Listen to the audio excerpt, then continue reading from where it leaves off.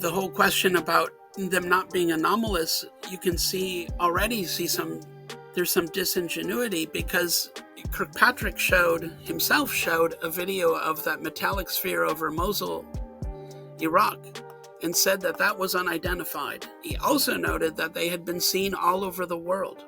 So metallic spheres just don't fly around. Apparently they do. They had been observed as Foo Fighters since World War II. So this is part of the history, and I don't recall off the top of my head whether he talks about Foo Fighters from World War II in the report.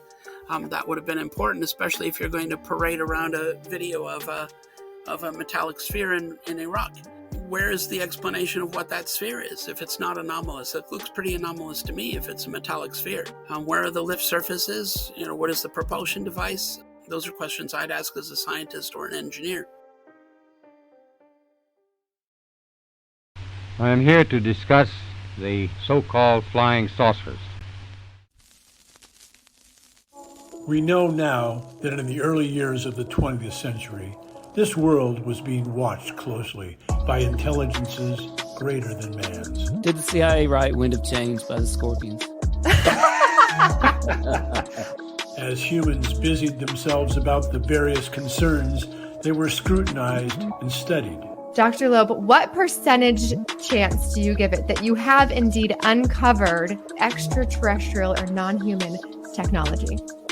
With infinite complacence, people went about their affairs, yet across an immense ethereal gulf, intellects vast and unsympathetic threw their plans against us. Prior to your abduction, did you believe in UFOs or any sort of alien life form? All things unexplained. So some of that, I think, sir, we'll save for closed session. Hello, all you unexplained ones, and welcome back to All Things Unexplained. My name is Dr. Mouse. I'm an author, a narrator, a professor, and a podcaster. Shout out to Smitty and CJ who could not join us. And I also want to give a special shout out to everybody in the chat right now. Thank you so much for joining us early. You can all help us by hitting that subscribe button down below, by making sure to comment on this video, making sure to hit the like button, and please make sure to share this video. When you do that, it really helps us defeat the evil algorithms that are trying to prevent disclosure. So again, shout out to all the listeners in the chat, everybody watching the video. You're here to see special guest Kevin Knuth, a renowned physicist and researcher. You might recognize him from his appearance on television shows like Encounters and A Tear in the Sky, where he explored mysteries beyond our understanding. Dr. Knuth is also a key figure in UAPX, the organization dedicated to unraveling the secrets of unidentified aerial phenomenon. Everybody, please welcome Professor Kevin Knuth to the show. Thank you so much for having me. And I'm impressed that people are listening in the UK and Australia. The people in the UK are up really late, and I guess the people from Australia are up really early. So and it's almost the same at this point. That's right. We have a lot of fans in Australia, and some of them actually have a webcam set up, trained to the night sky, deep in the heart of Australia, and you can just watch for UFOs all night long on YouTube. It's really quite amazing. We're here tonight to discuss the recent AARO report. And for those listeners that don't know, AARO stands for the All-Domain Anomalous Resolution Office. That's right, the latest in acronyms, the All-Domain Anomalous Resolution Office. One thing I can't understand, Dr. Knuth, is if everything is just a prosaic explanation, a weather balloon or a natural phenomenon, then why exactly do we need an all-domain anomalous resolution office? That's a big hint, isn't it? It's a big hint that they're not telling you everything that, they're not talking about everything they should be talking about. It's all domain because these things are seen in the oceans too. And there recently was a report, I think it was a Soul Foundation white paper put off by Admiral Gallagher on unidentified submerged objects and how they are very much neglected, and I would agree with that. That's a great point about USOs, Dr. Knuth, and I definitely hope we'll circle back there later on in the show. If you're not familiar with the AARO report that just came out in spring, February or March of 2024, this is my favorite headline about the report. Headline says, "No proof the U.S. government knows anything about UFOs, says the U.S. government." Subheadline, "A Pentagon report claims no U.S. government investigation has any proof of extraterrestrial technology," but that's exactly what they would say. That's by Owen Bellwood. "No proof the U.S. government knows anything about UFOs, says the U.S. government."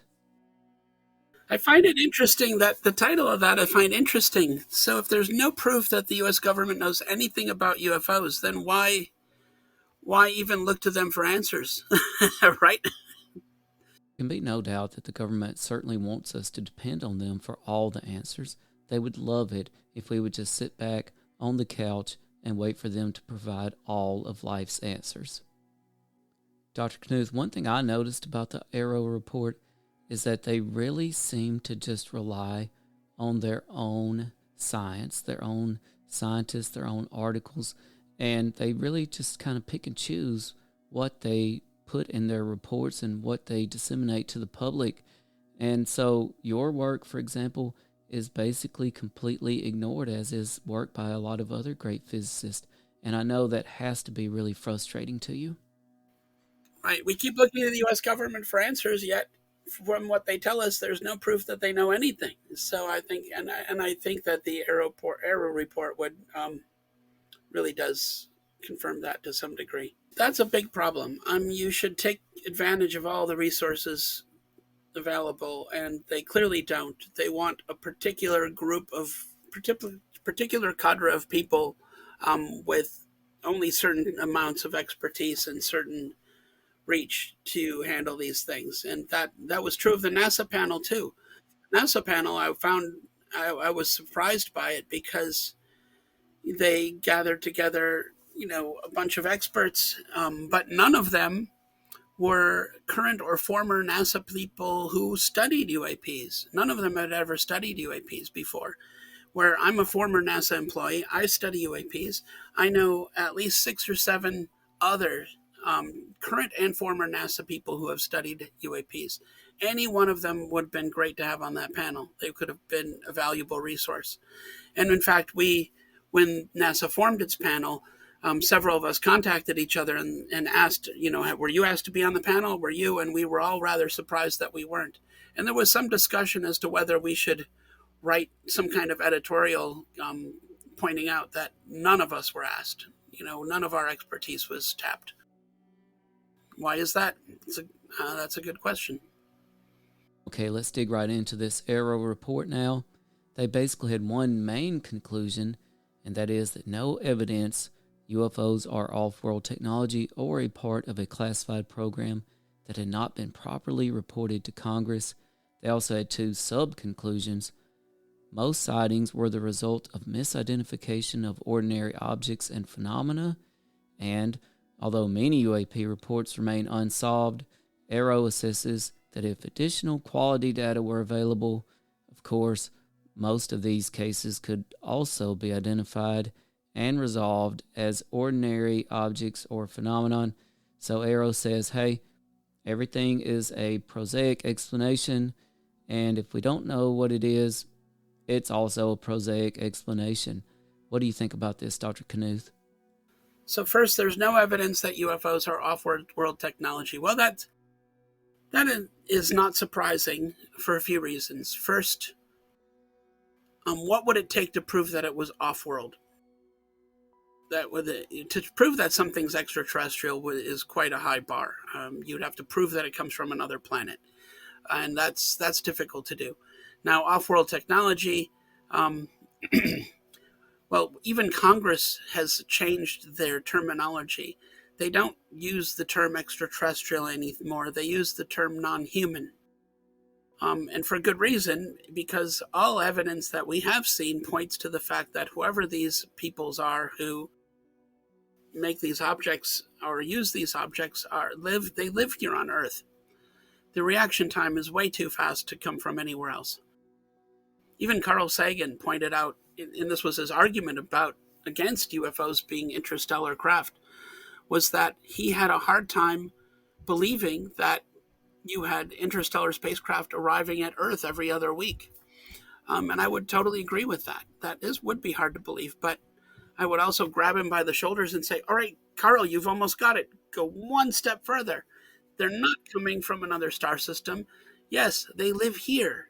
That's the obvious thing, and I think that's the problem. We at UAPX had been, we briefed AARO at one point in last year in February, a little more than a year ago.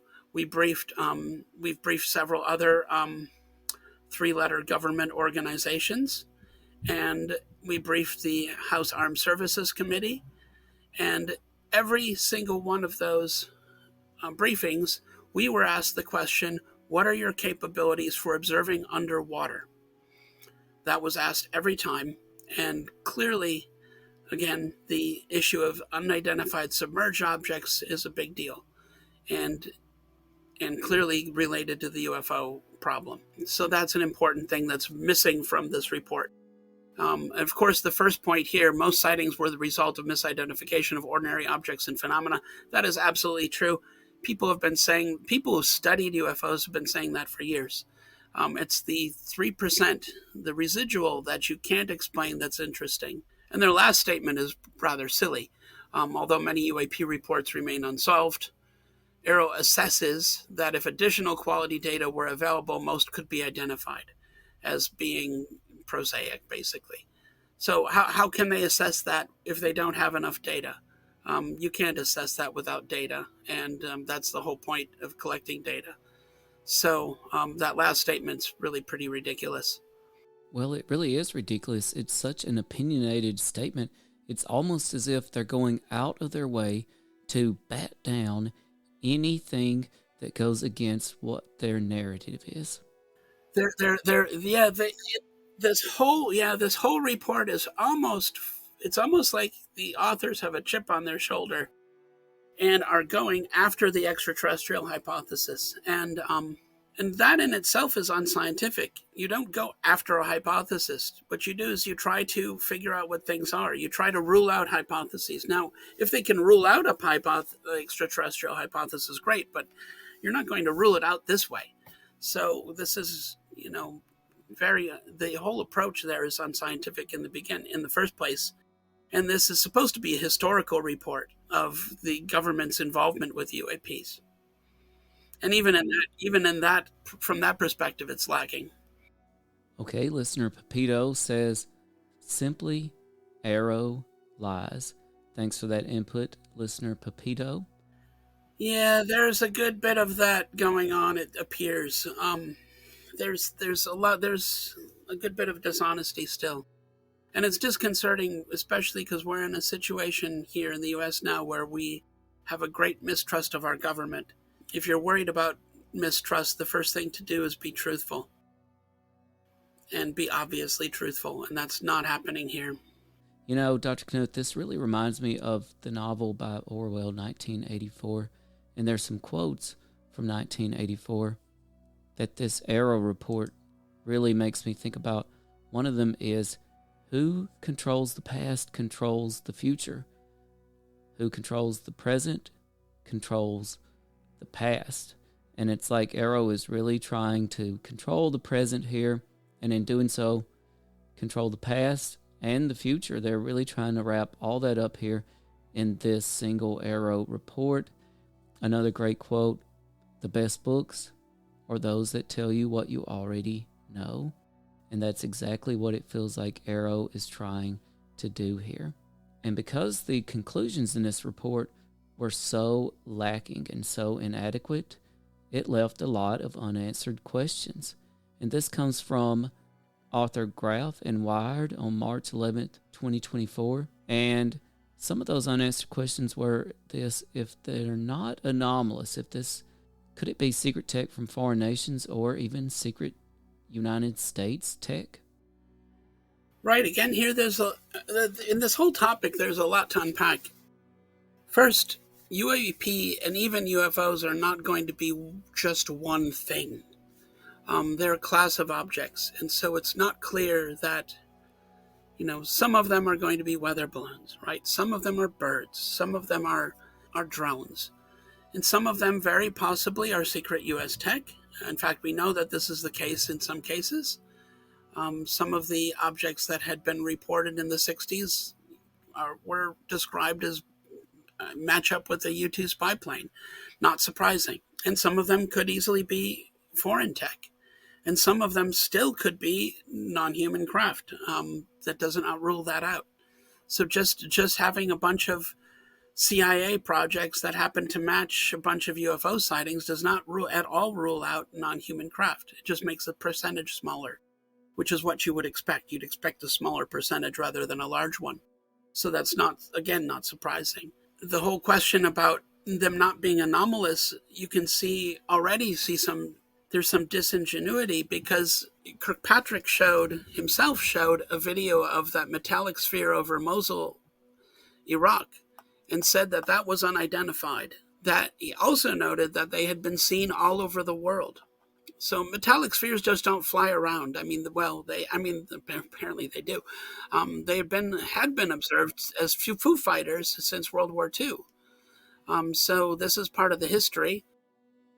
And I don't recall off the top of my head whether he talks about Foo Fighters from World War II in the report. That would have been important, especially if you're going to parade around a video of a metallic sphere in Iraq. Where is the explanation of what that sphere is if it's not anomalous? It looks pretty anomalous to me if it's a metallic sphere. Where are the lift surfaces? What is the propulsion device? Those are questions I'd ask as a scientist or an engineer. You brought up misidentified military crafts, Dr. Knuth, and one thing I've always wondered is, what is the comparison between unidentified military craft by civilians versus unidentified military craft by military personnel?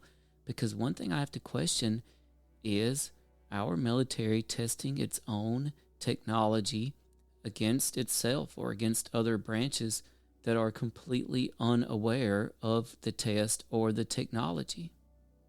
Well, that's a good question too, and I don't know what their procedures are. And so that's something that they may need to they may have to review internally at some point if that's what's going on.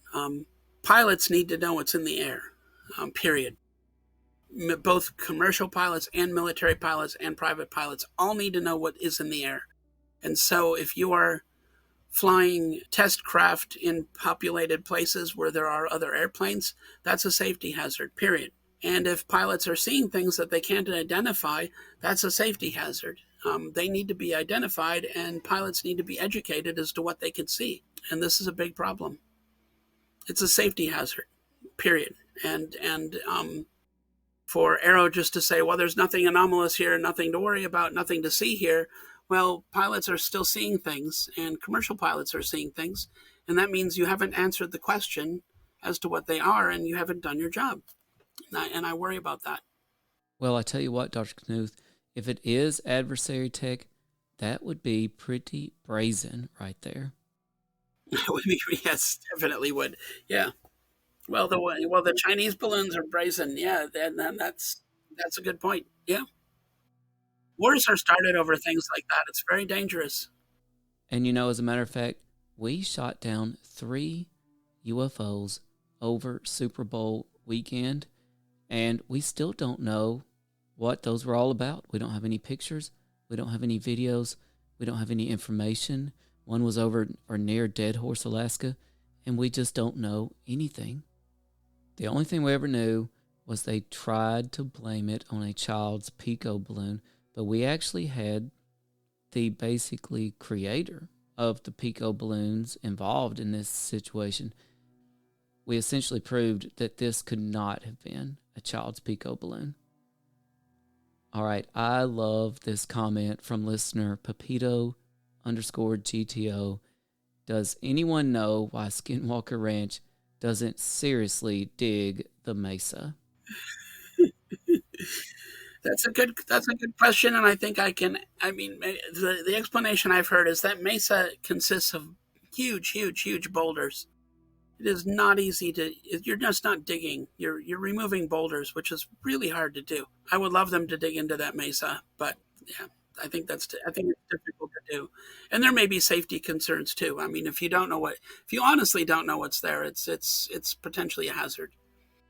And it's very synchronous that listener asked that question about Skinwalker Ranch, because we actually have the one and only Brandon Fugel coming on the show with us in a few weeks. Oh, that's great. For a Skinwalker Ranch spotlight, and that episode will air on the same night as the season 5 premiere of The Secret of Skinwalker Ranch on the History Channel. So that night you can tune in to our YouTube channel exclusively to watch Brandon Fugel live on All Things Unexplained, and immediately after the show switch over to the History Channel for the season 5 premiere, The Secret of Skinwalker Ranch.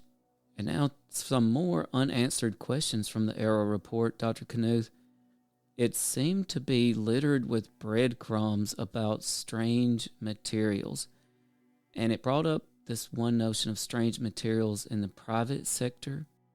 It said the organization claimed that the material they had in their possession had the potential to act as a terahertz frequency waveguide and therefore could exhibit anti-gravity and mass reduction properties under the appropriate conditions. Ultimately, however, the new report concluded AARO and a leading science laboratory said that the material is a metallic alloy, terrestrial in nature, and possibly of U.S. Air Force origin based on its materials characterization. So again, we've got strange materials in the private sector, but AARO says, well, they might be the Air Force, we're not for sure, but it's definitely terrestrial and nothing anomalous. And Dr. Knuth, this brings up an interesting dilemma. One thing I've always heard is that we essentially have the same chemicals and elements throughout the entire universe. So if we actually did have something extraterrestrial in our possession, how would we know that it was extraterrestrial? And that is another difficult problem. If you had material from a crash, how would you identify that it didn't come from Earth? Everything in the universe is made up of all the same elements and all the same isotopes. Now, one way to tell that something is different, at least, would be to look at the isotope ratios. So a certain type of chemical is a chemical basically because chemistry acts using the electrons in the electron shell around the atoms, and the number of electrons equals the number of protons in the nucleus. But you can have extra neutrons, which don't have an electric charge, and that changes the mass of the atoms. So those are different isotopes. Different isotopes have different numbers of neutrons. We know that certain chemicals on Earth, certain elements on Earth can have different isotopes. And we know on Earth naturally which isotopes occur with which proportions. So if you find a material that's been made where the isotope proportions don't match what you would expect to happen naturally on Earth, then you know that either somebody tampered with the isotopes in creating that object, or it perhaps came from somewhere else, did not come from Earth. You can't conclude definitively that it didn't come from Earth, but you can at least conclude that it's not naturally occurring on Earth or had been somehow manipulated. So I don't know what the isotope, I don't know about any of the isotope studies for that particular material. That material was a layered piece of metal that consisted of, it was bismuth and magnesium, if I remember right. So they were nano layers of bismuth and magnesium, which is interesting because one of them is diamagnetic and the other is paramagnetic. So they have different magnetic properties.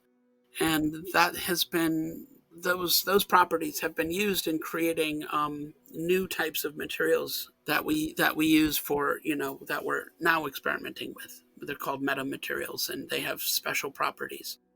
And this particular piece of metal that had been tested acted like a terahertz waveguide. So terahertz is a very high frequency of radiation. So it's above radio. It has a higher frequency than radio waves, higher frequency than microwaves, but it's less than infrared light. So it sits in this region between microwaves and infrared light. And in fact, the scanners at airports where you got to put your hands up, those are terahertz devices. Now, we don't have much capability to work with terahertz electromagnetic waves in the terahertz range. That's hard to do. And we're just learning how to do that. And so for this to be a terahertz waveguide is kind of interesting, but it's hard to know what it is. And for AARO to be claiming that this is consistent with materials that have been made by the Air Force or that, well, let's see the evidence. I'm skeptical. And I'm skeptical of anybody who comes to me that says they saw an alien spacecraft. I'm skeptical. But I'm also skeptical of government reports that claim things that don't provide evidence. So let's see the evidence that the Air Force is making things like this. I would like to see the evidence right through that claim. Easy to blow it off saying, oh yeah, we make these. And then we're supposed to just believe you? Look, this is the same organization that told us that Saddam Hussein had nuclear weapons of mass destruction, and we're supposed to just believe them? I'm skeptical and distrustful at this point. So let's see some honesty and openness, and maybe we can have a trusting relationship again. Of course, this brings up another dilemma. If our own tech was sufficiently advanced and compartmentalized so that, other departments, other scientists, other military branches didn't know about it, and it was discovered by someone else, it would be so far advanced, how would they know if it's our tech or extraterrestrial tech or adversary tech? And then also, if it's true that we have reverse engineered advanced UFO technology, and so now it's a blend of advanced UFO technology and our technology, so it's some alien stuff and it's some of our stuff, how would we even know what's what?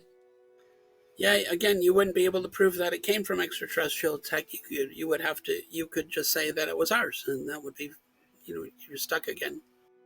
Proving that something that is extraterrestrial is extremely difficult, and I'm not sure that that's reasonable to do without a whole lot of evidence. Well, let's look back at the AARO report now and some more unanswered questions that it just left open, such as unknown science. And what if it's just science that's way beyond our knowledge limitations, sort of like what we were just talking about?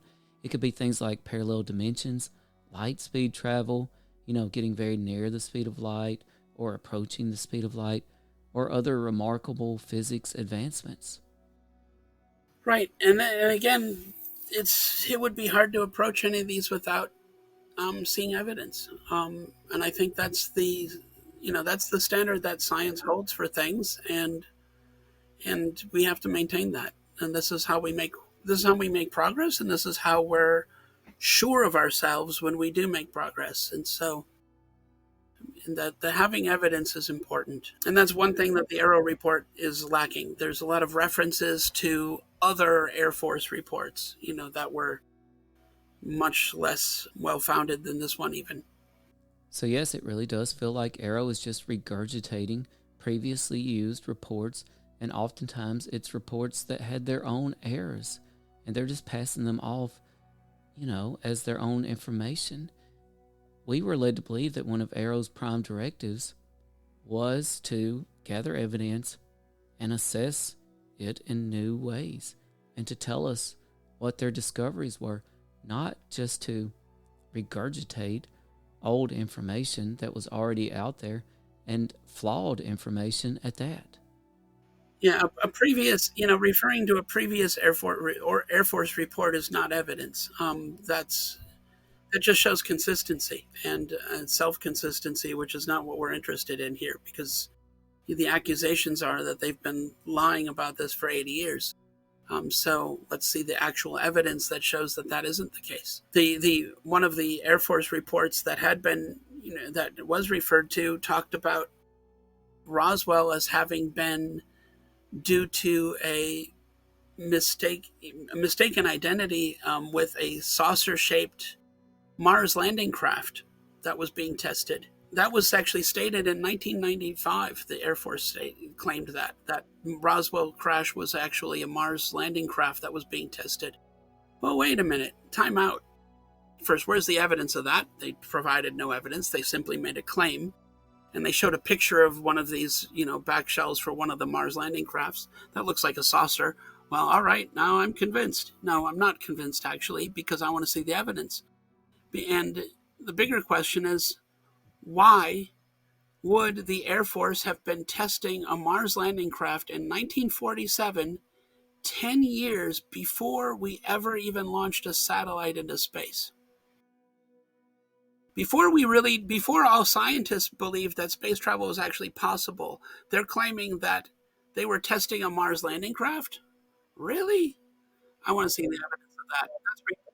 That is ridiculous, is what that is. That's just silly. And it's clear they're lying, clear they're making stuff up, and again, makes them untrustworthy. My son, when he was little, he had this little book from the 1950s on basically, it was called How to Behave and Why. And I had actually intended to find that book and bring it here and read from it, because there's a whole chapter on lying and how when you lie, it means that no one can trust you after that. And it goes into this, explaining it to a little kid. And I think these people need to read this book, because they're just making stuff up and expecting us to believe it. A Mars landing craft in 1947? Somebody was testing that? I call BS. Like the little boy that cried. That's right. And then, so what does AARO do? AARO then refers to that document as a reputable source. That's even sillier. Come on, we can do better. We can do better than this. This is ridiculous. The preponderance of all the things that they say Roswell could have been, besides an alien crash, at this point, it's so silly. It makes you believe that alien crash is the most likely explanation. Oh, exactly. And I've said that before, because the first explanation that was given for that was put out by the Air Force itself, by the local Air Force, and they said that they captured a flying saucer. That was the first explanation. That was quashed within 24 hours. And then they said it was a weather balloon. And then they said it was, some project where they're dropping dummies from a water balloon. Well, a weather balloon. Why are you dropping dummies from a weather balloon? And then why do you have to say that there was some saucer-shaped Mars lander? And then it's Project Mogul.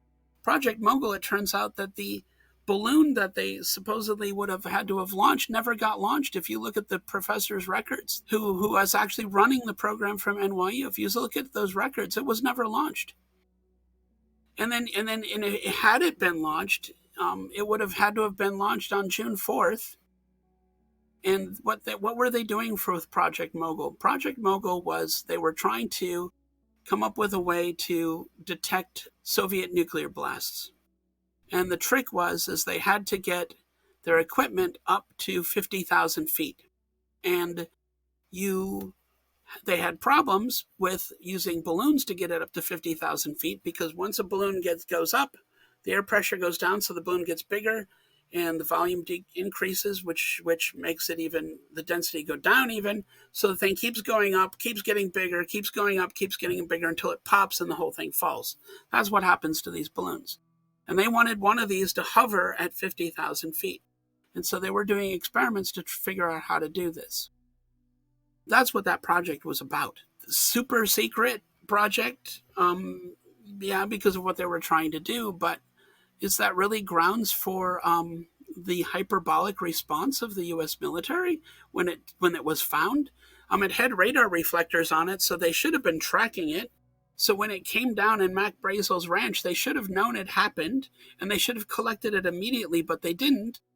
Nobody knew it came down there, because it was days later that he then reports it to the sheriff, that reports it to the Air Force, and then they come and collect it. And then they detain him. They detain him for 5 days for a balloon experiment. Are you kidding me? And that balloon would have been launched, according to the professor's records, that balloon would have been launched on June 4th and wasn't, because of weather. And he notes that in his records. So now what's going on? And even if it had been launched on June 4th, are you to tell me that this balloon literally hangs out over New Mexico for a month or for 3 weeks? I just flew in from California 2 days ago, and we were at 30,000 feet, and we had a 146 mile an hour tailwind at 30,000 feet. This thing's at 50,000 feet, and there's no winds at all, and the thing just hangs over Roswell, New Mexico for 3 weeks, and then falls on Mac Brazel's ranch. It's the silliest thing I've ever heard. And this is one of the things that's crazy about these prosaic explanations about, on the for these UFO events, is the prosaic explanations are more ridiculous than what people are claiming. It's almost more probable to believe that there was an alien spacecraft there than to believe that there was some mysterious balloon that got launched that wasn't actually launched, that then hovered over New Mexico for 3 weeks and then fell on the guy's ranch. And then nobody knew it because nobody was tracking it with the radar like they were supposed to. None of it makes sense. None of it. But you have to look at it. You can't just, but people don't. They almost depend on people. They almost rely on people not paying attention, because nobody looks up to see what Project Mogul actually was and what was supposed to be happening and when the balloon was supposed to be launched. And when you do it, you realize it doesn't fit at all, which is why they have to constantly move from one explanation to another. The Air Force has given, 4 or 5 explanations for Roswell over the last 80 years. And that's because none of them hold any water. And what does that lead you to believe?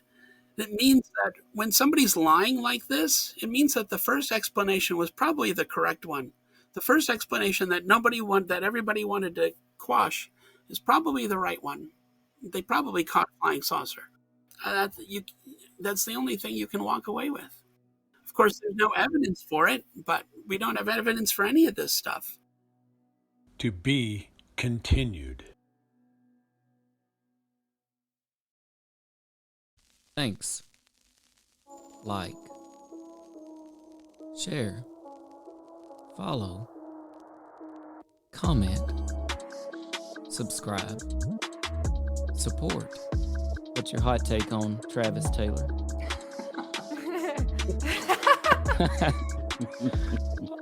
I've got an exclusive for you guys if you want it about the Alaska. We do. Okay. More at BigfootUFO.com. All things unexplained. So some of that, I think, sir, we'll save for closed session.